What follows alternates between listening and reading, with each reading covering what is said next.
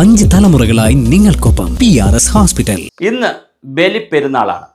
ബലി എന്ന വാക്ക് കേട്ടാൽ തന്നെ ഉപേക്ഷിക്കുക അല്ലെങ്കിൽ ബലി കൊടുക്കുക എന്ന് പറഞ്ഞാൽ ഇല്ലായ്മ ചെയ്യുക എന്നുള്ള അർത്ഥമാണല്ലോ. എങ്ങനെയാണ് ഈ പദം വന്നത് അല്ലെങ്കിൽ ഈ ഒരു ആചാരം വന്നത്? ഞാൻ മനസ്സിലാക്കിയിരിക്കുന്ന എൻ്റെ ലിമിറ്റഡ് നോളജ്, ഞാൻ ഖുറാനൊന്നും സീരിയസ് ആയി പഠിച്ചിട്ടുള്ള ആളല്ല. എൻ്റെ ലിമിറ്റഡ് നോളജ് പഠിച്ചിട്ട് ഇബ്രാഹിമിൻ കാണുന്ന സ്വപ്നം തനിക്ക് പുണ്യം കിട്ടുന്നതിനും നന്മ ചെയ്യുന്നതിനും വേണ്ടി മകനെ ബലി കൊടുക്കണം എന്നൊരു സ്വപ്നം ഇബ്രാഹിം കാണുന്നുണ്ട്. അപ്പോൾ അതിന് അദ്ദേഹം തയ്യാറാവുന്നുണ്ട്. അതിപ്പോൾ മഹാഭാരതം എടുത്താലും രാമായണം എടുത്തു കഴിഞ്ഞാൽ രാമൻ സീതയെ ഉപേക്ഷിക്കുന്ന കഥയൊക്കെ നമുക്കറിയാം, സത്യത്തിൻ്റെ ഒരു നിലനിൽപ്പിന് വേണ്ടിയിട്ടൊക്കെ. അപ്പം നമുക്കറിയാം, ഇത് ചരിത്രത്തിലുടനീളം ഇങ്ങനെ പല സ്ഥലങ്ങളിലും പല രൂപത്തിലുണ്ട്. യേശുവിൻ്റെ ത്യാഗമൊക്കെ നമ്മൾ കാണുന്നതാണ്, അപ്പോൾ കണ്ടിട്ടുള്ളവരാണ്. അപ്പോൾ അതുകൊണ്ട് തന്നെ ഇബ്രാഹിം ഇങ്ങനെ സ്വപ്നം കാണുകയും അദ്ദേഹം മകനെ ബലി കൊടുക്കാൻ തീരുമാനിച്ച് മകനോട് ചോദിക്കുകയും ചെയ്യുന്നുണ്ട്. നിന്നെ ഇങ്ങനെ ബലി കൊടുക്കണമെന്ന് ഞാൻ സ്വപ്നം കണ്ടിട്ടുണ്ട്, അള്ളാഹുവിൻ്റെ സ്വപ്നമാണത് എന്ന് പറഞ്ഞത്, ബലി കൊടുക്കട്ടെ. അപ്പോൾ അള്ളാഹുവിൻ്റെ പരീക്ഷണം കൂടെ ആയിരിക്കാം. അപ്പോൾ തീർച്ചയായിട്ടും മകനും പറഞ്ഞു, ബാപ്പയുടെ ആഗ്രഹം അതാണെങ്കിൽ, ബാപ്പയ്ക്ക് കിട്ടിയ വെള്ളി അതാണെങ്കിൽ അത് നടക്കട്ടെ എന്ന് മകനും പറയുന്നു. പെട്ടെന്ന് ഇതിനെ തയ്യാറാക്കുമ്പോഴാണ് നബി അള്ളാഹു ഒരു ആടിനെ അയച്ചിട്ട് ആടിനെ മുറിച്ചാൽ മതി, ബലി കൊടുത്താൽ മതി, അല്ലാതെ മകനെ ചെയ്യണ്ട, താങ്കളുടെ ഈ ചിന്തയിൽ ഈ മകനെ വേണമെങ്കിൽ ചെയ്യാമെന്ന് പറഞ്ഞ ആ കാര്യത്തിൽ ഞാൻ സംതൃപ്തനാണെന്ന് പറയുന്ന ഒരു കഥയല്ല, അതാണ് എൻ്റെ സംഭവം. പക്ഷെ പിന്നെ അതിൻ്റെ പിന്നിൽ കുറേ കാര്യങ്ങളുണ്ട്. ഈ ആടിനെ മുറിച്ചാൽ തന്നെ അതിനെ 3 ഭാഗമാക്കണം. 3 ഭാഗത്തിൽ ഒരു ഭാഗമാണ് ആടിനെ മുറിക്കുന്ന ആളിന് എടുക്കാൻ അവകാശമുള്ളത്, അതിൻ്റെ വീട്ടുകാർക്ക്. ഒരു ഭാഗം സുഹൃത്തുക്കൾക്കും ബന്ധുക്കൾക്കും കൊടുക്കണം. മറ്റൊരു ഭാഗം പാവപ്പെട്ടവർ, അവരാരും ആയിക്കോട്ടെ, ഏത് ജാതി മതത്തിൽപ്പെട്ടവരോ ആരും ആയിക്കോട്ടെ, പാവപ്പെട്ടവർക്ക് കൊടുക്കണം. അപ്പോൾ ആലോചിച്ച് നോക്കൂ, ഒരു 100 രൂപ ഉണ്ടെങ്കിൽ അതിൽ 33.5 രൂപയ്ക്ക് അവകാശമുള്ളൂ.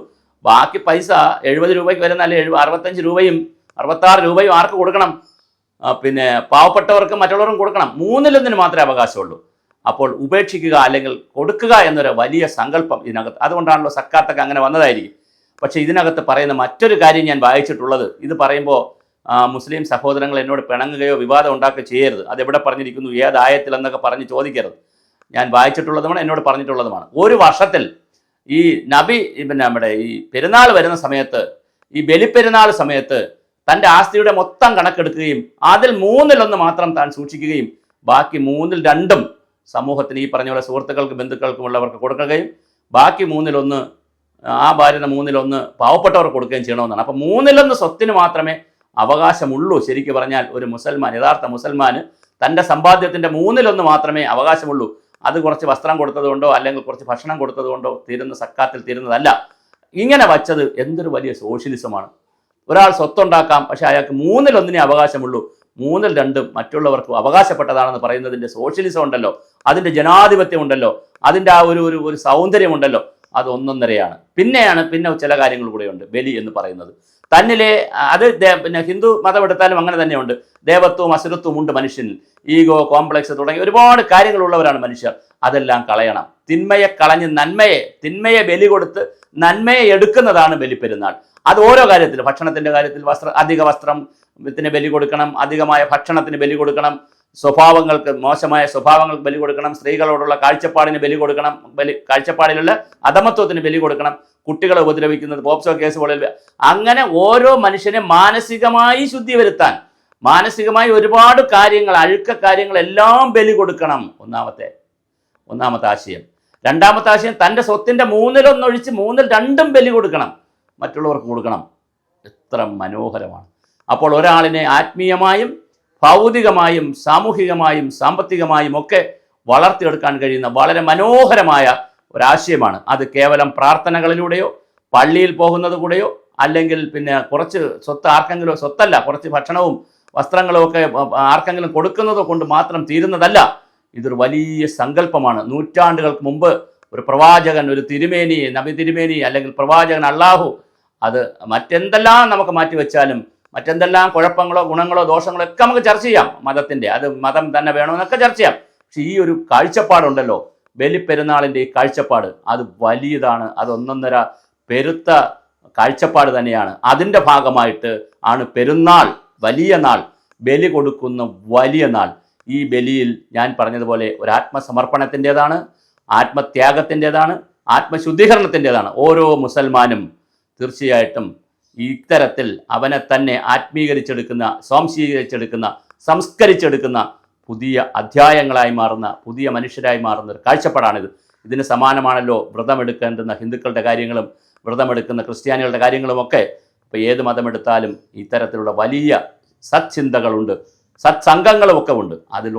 അതുകൊണ്ട് തന്നെ ബലിപ്പെരുന്നാളിൻ്റെ സന്ദേശം വളരെ വലുതാണ്. നിങ്ങൾ ബലി കൊടുക്കാൻ തീരുമാനിക്കുക. നിങ്ങളിലെ തിന്മകളെ ഇന്നു മുതൽ ബലി കൊടുക്കുക. നിങ്ങളുടെ സ്വത്തിൻ്റെ 2 ഭാഗം നിങ്ങൾ ബലി കൊടുക്കുക. അത് നേടുന്നവർ, നിങ്ങൾ മാനസികമായി ആത്മീയമായി ശുദ്ധി നേടുമ്പോൾ, പലതും നിങ്ങൾ ബലി കൊടുക്കുമ്പോൾ, നിങ്ങൾ കളയുമ്പോൾ, നിങ്ങൾ ഉപേക്ഷിക്കുമ്പോൾ നല്ല മനുഷ്യരാകും, നല്ല സമൂഹവും ഉണ്ടാകും. നിങ്ങൾ സ്വത്തിൻ്റെ 2 ഭാഗം മറ്റുള്ളവർക്ക് കൊടുക്കുമ്പോൾ എല്ലാവരും എല്ലാ വീടുകളിലും തീ പുകയുകയും അവരും സന്തോഷമാകും. അതിലൂടെ ഓരോ മുസൽമാനും സന്തോഷിക്കാൻ കഴിയും എന്ന വലിയ സന്ദേശമാണ്. ഒരു കാര്യം കൂടി പറഞ്ഞ് അവസാനിപ്പിക്കുന്നു. താൻ ആഹാരം കഴിക്കുന്നതിന് മുമ്പ് ഏത് സമയത്തായാലും എത്ര ഉച്ചത്തിൽ തനിക്ക് ശബ്ദമുണ്ടാക്കാൻ കഴിയുമോ അത്ര ഉച്ചത്തിൽ ശബ്ദമുണ്ടാക്കുകയും ആ ശബ്ദം കേൾക്കുന്ന ഏതൊരാളും, മുസൽമാനെന്ന് പറയുന്നില്ല, ഏതൊരു വ്യക്തിയും ഭക്ഷണം കഴിക്കാതിരിക്കുകയാണെങ്കിൽ തനിക്ക് ഭക്ഷണം കഴിക്കാൻ അവകാശമില്ല എന്ന് പറയുന്ന ഒരു കാഴ്ചപ്പാട് കൂടി ഇതിനകത്ത് ഈ ബലിപ്പെരുന്നാളിൻ്റെ ഭാഗമായും മുസ്ലിം ഖുറാനിൻ്റെ ഭാഗമായി ഉണ്ട് എന്ന് ഞാൻ വായിച്ചിട്ടുണ്ട്, മനസ്സിലാക്കിയിട്ടുണ്ട്. അത്ര മനോഹരമായ ഒരു സംവിധാനത്തിൻ്റെ പേരിൽ ലോകത്ത് ഒരു ഭീകരതയും ഒരു തോന്നിയവാസവും മറ്റൊരാളിൻ്റെ ജാതി തിരക്കാനും മതം തിരക്കാനും അവരെ കൊല്ലാനും അവർ കലിമ പറയാനും സുന്നത്ത് ചെയ്തിട്ടുണ്ടോ നോക്കാനും ഒക്കെ നടക്കുന്നവരിൽ കുറച്ച് പേരെങ്കിലും ഈ മതവും കൂടി ബന്ധപ്പെടുത്തിയൊക്കെ ചെയ്യുന്നത്, അതിനൊരു ഭീകരതയ്ക്കൊക്കെ ഈ മതത്തെ കെട്ടിപ്പിടിക്കുന്നത് ഒഴിവാക്കണം. ഒരു കാരണവശാലും അതൊന്നും ഈ മതം അനുവദിക്കുന്നില്ല. ബലിപ്പെരുന്നാളിൻ്റെ ബലിയാണ് പ്രധാനം. അത് ആത്മബലിയായിക്കോട്ടെ, ഓരോരുത്തരുടെയും നന്മയിലേക്കുള്ള നാളെയിലേക്കുള്ള ബലിയാണ്.